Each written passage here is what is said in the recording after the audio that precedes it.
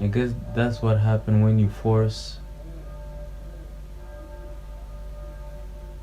a society to be affiliated to a specific lifestyle. Yeah. You cannot force. Like human beings are not meant to operate homogeneously. Yeah. Like we're unique. So being aware of that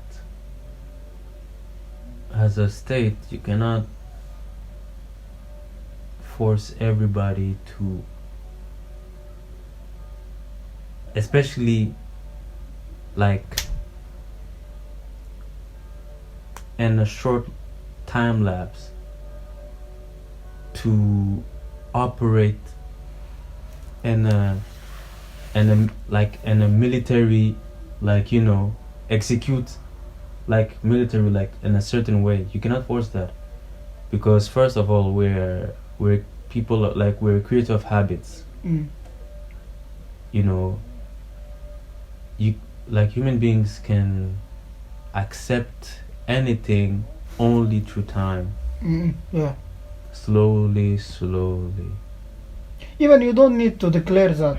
Yeah. It's like now we have some political parties in Sudan. They are talking a lot about secularism. Secularism. Yeah, as a way to solve our problems. Mm. If you go to people and say secularism, they will be against you because they were like socialized to be Islamic. Oh, very that. So, but you can practice the secularism if you want it without declaring it. Of course. Maybe the people they will find it as something going well with their like stuff. So and then they start to accept it. You don't need to say I want secularism. I want, because it's like we should force women to go out for work, but by getting time, due to the economical condition, to a lot of reasons, women started going out to find the work. So that is the normal. Now has become the normal. People will accept that. They will start like they try to, in the beginning they try to refuse it. They make some, but then they will become like, that is our reality. We should accept it. So, but if you go to them and say we should like force it, they will not accept that. And I think a lot of social changing programs, they don't go well in our countries because this declaration of this idea of you are forcing people to change, to become what you want. But if you do this without declaring anything, without drafting projects or this stuff, I'm sure people will accept what is good for them, what is make their life much easier. They will accept it and they will practice it and they will adopt it.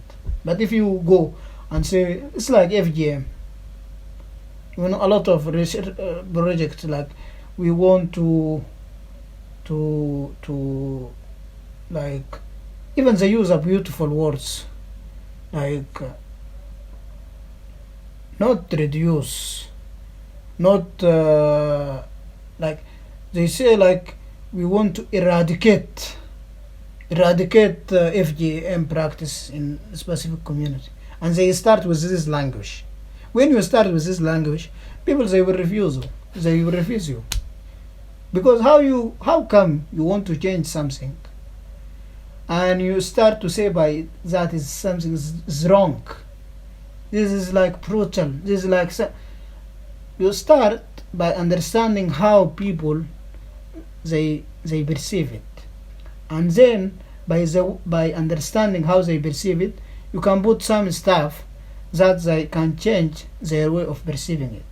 When they are started changing, because it is also that a process. That is very key. Yeah, then they start, you can develop it. But if you start with, now we have a lot of projects. It has to be like from a place of dialogue, like we're having right Yeah. now, and In a dialogue, we're both acknowledging ourselves. That's the base, that's the foundation. Yes. For a dialogue to be successful in any sense, we have to acknowledge each other. We might not be at the same level of understanding about some specific things. But we have the same weight, Yeah, which is basic. yeah, So we have the same value. yeah. Yeah. And a dialogue cannot be successful to anything the second that one see his or her interlocutor has stupid, flaw, or incapable of understanding. Mm. Even if you haven't said that, if you have thought that, Yeah, it's just a feeling. yeah, that thought would affect the success of this dialogue culminating in something productive. Mm. You should not know, like, you should not, especially if you're advocating for change Mm. and you have an urge of changing people's perception. It doesn't help to think that because people don't understand your way of seeing it, that they're stupid or incapable of understanding. That will only doubly just make you more frustrated. You have to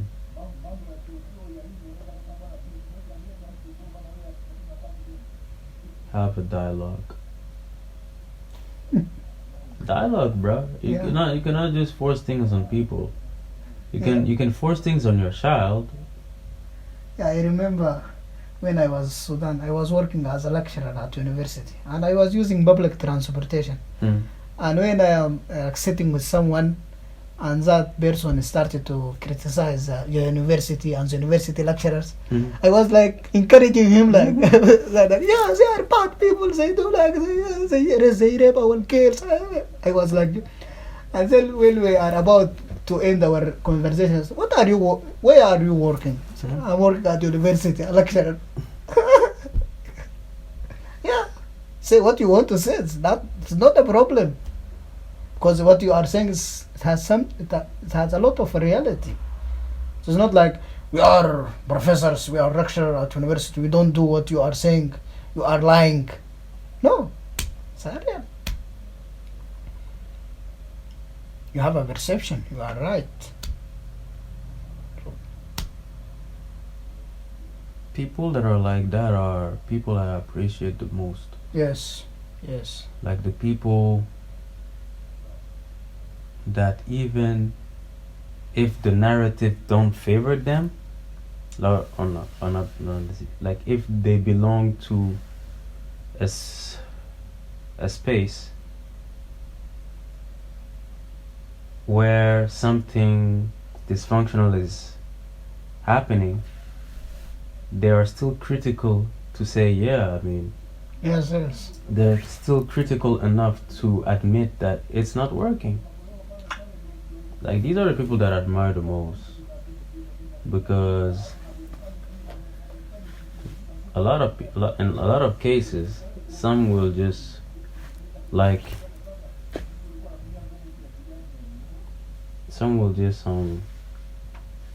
pretend that it's not true, or Yeah, it's like it's not working, Yeah, or we're perfect. always good, perfect. But I think this kind of integrity is what is solely needed in this world. And integrity is not something that is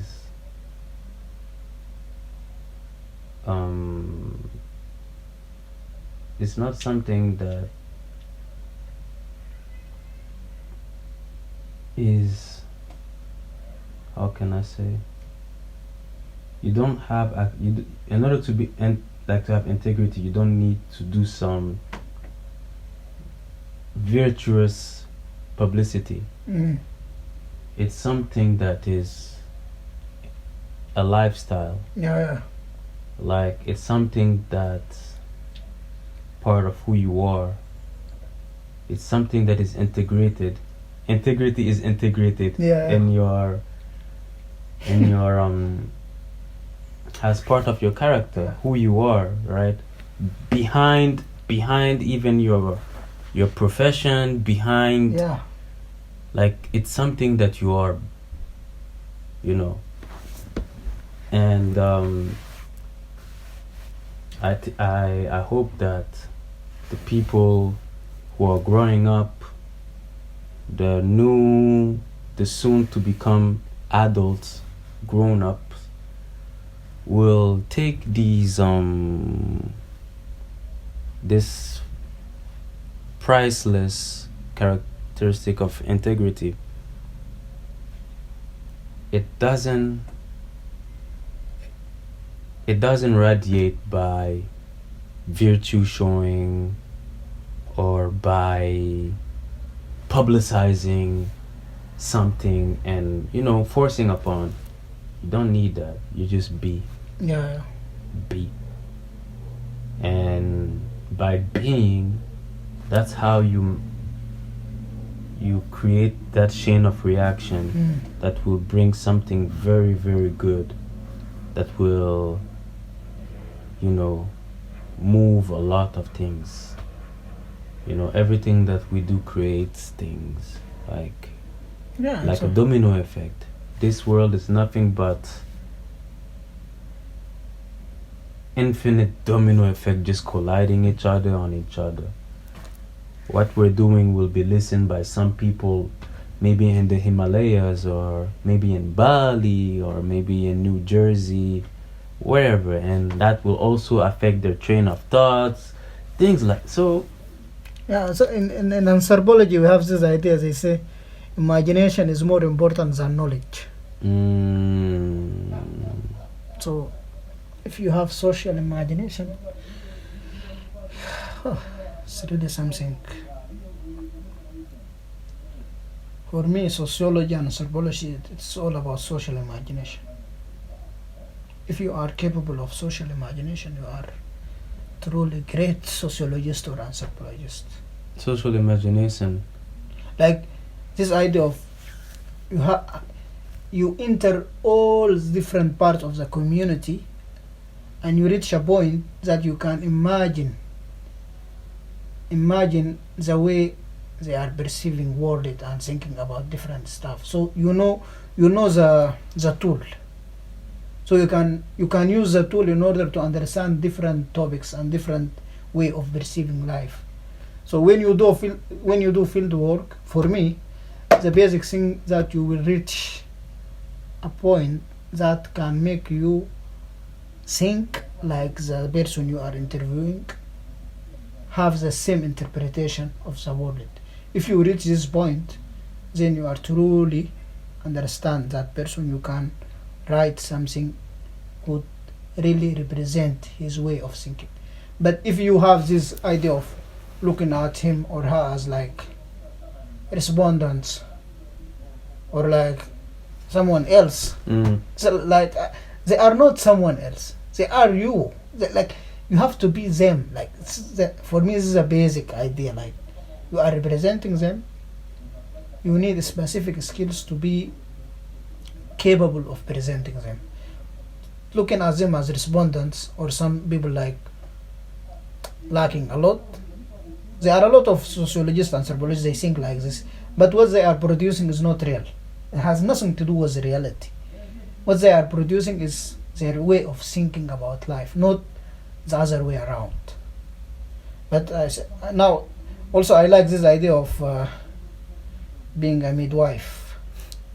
Like I'm a midwife. So when you are a midwife, you can't say that child is my child. But you are helping the woman in order to give birth to her child. Your role is really important. but also you can't say that child is mine. Mm-hmm. So this is like the basic idea. You think about them as the real experts. You are only doing this job of giving birth. So you are not the owner of the child, but you are helping. Mm-hmm.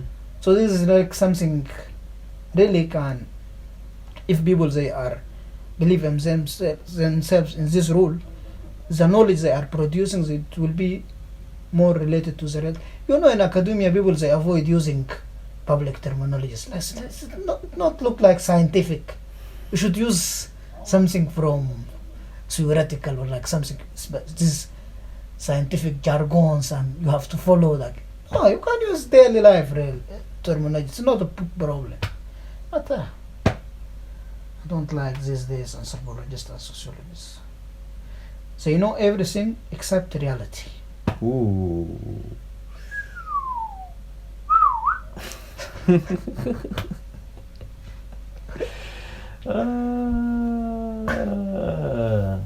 Everything except reality. Expand on that. What is reality? Because when you are like following this literature review, theoretical aspect, conceptual framework, you are more in the like a specific way to produce knowledge, which is institutionalized way of producing knowledge. Mm. You have to have the first chapter with introduction. You have the second chapter. You should go and talk about literature review. You have to go. It's all these chapters like institutionalized chapters, but the real thing is the field work, the day-to-day life. So they are more in this scientific life. It's like concepts, but they give a little interest to the field work. So they prefer to detach themselves from the reality by using this a lot of chapters. And if you follow the thesis or like academic course, you will find they give a little to field work and this stuff. And if you go say I only want to write about the reality, no one will accept it. So you should adjust the reality in order to look like the norms, like the scientific way of expressing reality. And it might be that has nothing to do with reality, because you are forced to follow a specific way, institutionalized, jargons, theoretical. So it's like, or you are following a theoretical aspect. I want to make my data look like what is my theoretical framework. So it's like this. So they are far from reality, and they will stay there forever until God decide to end the life, or Trump become the president of the United States. There's a lot of things to tackle on what you say. Even with your field, there's a way of reality, the reality of your field, like day-to-day reality of your field, where you think about your field as something you might face in your daily life. But also there's the scientific and certificates and stuff. Like, what does like business means in daily life, day-to-day life, and what does it mean in university? Is it similar? Is it all about jobs and like finding way?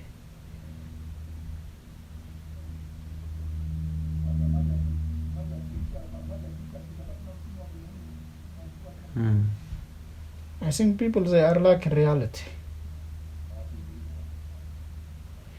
Reality has become a field for novels and artists and literature, not for scientific endeavor.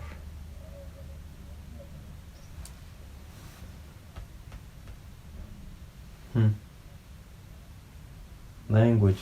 I want to go back into language Also, language is also an issue. because each language have a specific, distinct. Forget. Okay. Okay. Has a distinct grammar, paradigm, and sentence structure, worldview.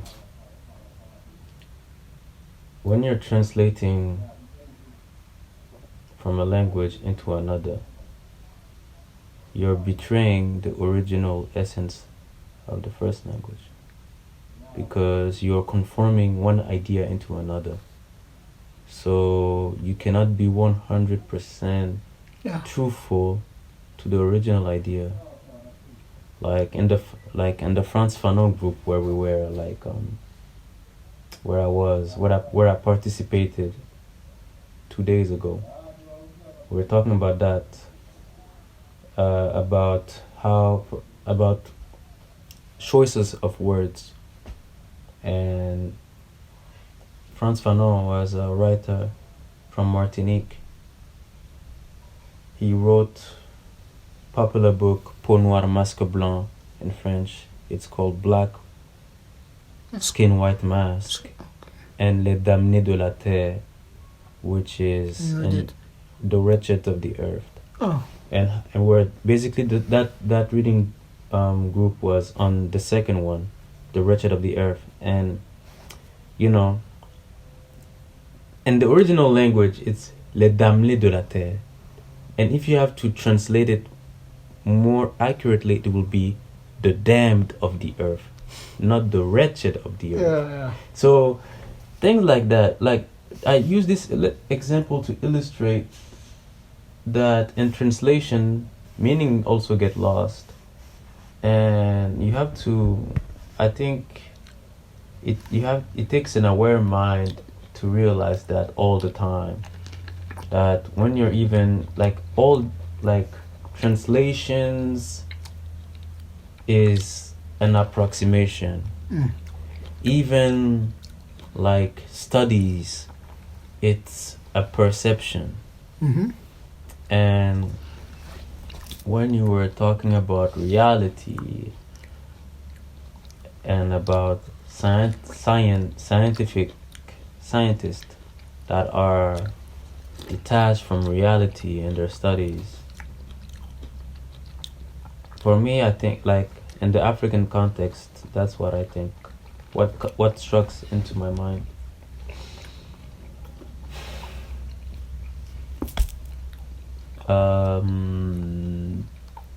Africans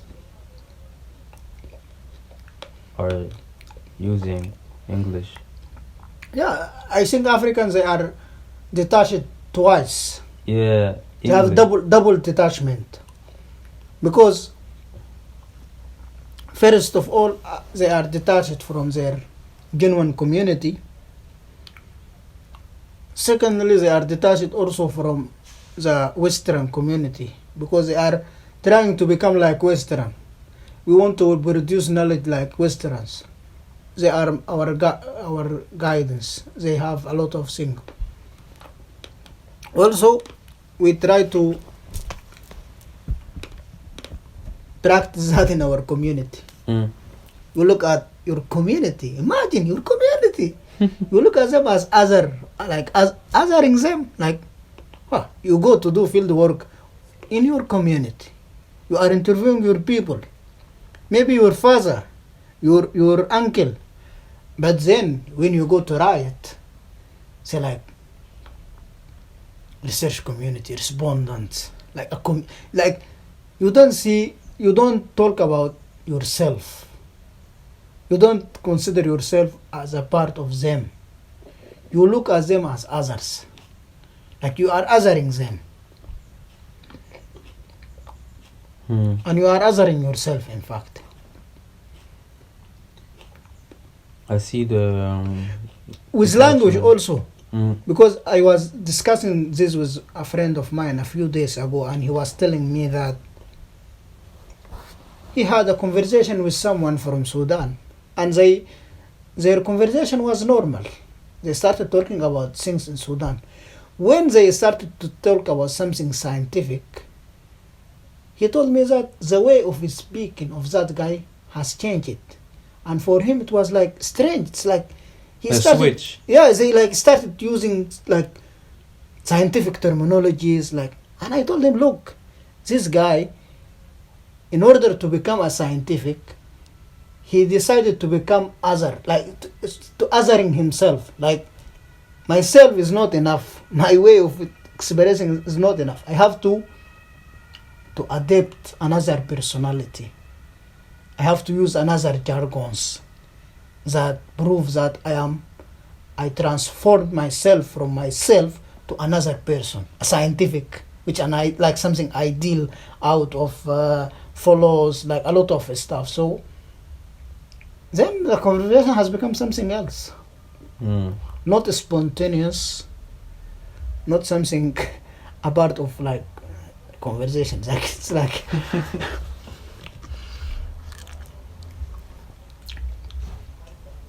But our ancestors, long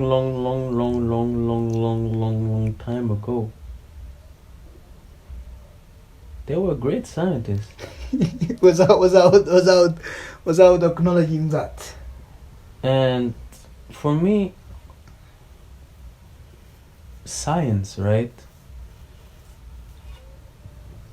which is a discipline of understanding, and it's a constant improving discipline. It's a discipline where change is constant. Shouldn't be restricted only to a way. Yeah. But we have been so conditioned to see science and intellectual expression only through one lens. And you have a lot of fraud that display this air of being intellectual, but without no concrete substance. And with this world that is overly superficial, it's all about the appearance. Yeah. Appearance triumph content, substance. And I find it absurd and very crippling that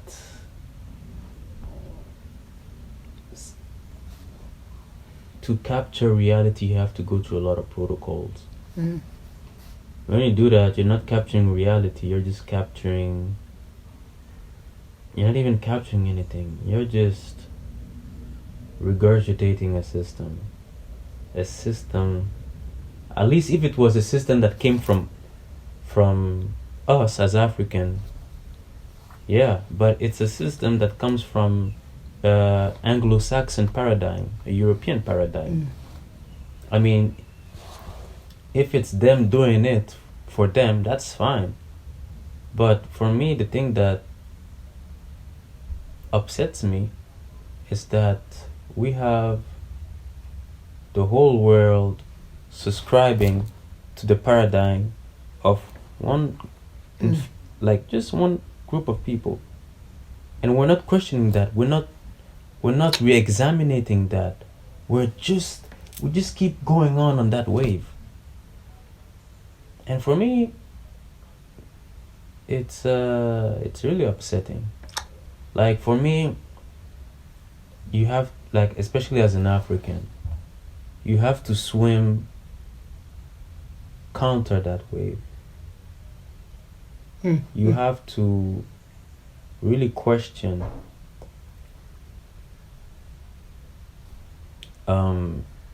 that paradigm in order to truly find yourself. Yeah. You have to truly find yourself. Otherwise, you're not doing something substantial enough. Like, so you're telling me, You are doing only more of the same. yeah, why is that? Why is that you have to always follow that code? Why is that you have to follow this pattern? Why is that you have to, like, this system of supervisor? And why is that? Why is that it has to be documented in this structure? You know, now some researchers, they suggest that consider your research community as like co-researcher. Like, you don't consider them like just a respondent or something like this. It's like a way of giving them more recognition, which is something good, because we always overestimate their expertise.